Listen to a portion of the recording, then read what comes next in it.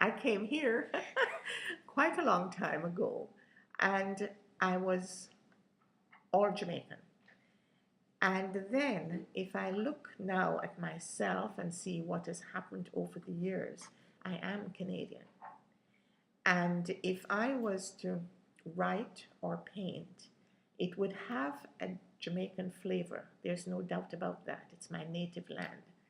But I think what I would be producing is a Canadian work because Canada is multicultural. Canada is everyone.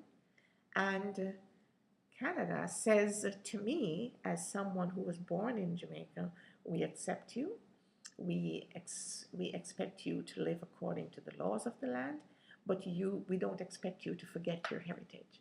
And that is something that is really, really resonant with the Jamaican community.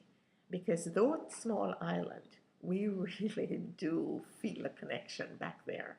And one of the reasons we have things like this exhibition, it's not just for our memories, it's to instill in the younger generation the fact that they came from somewhere that is worthy.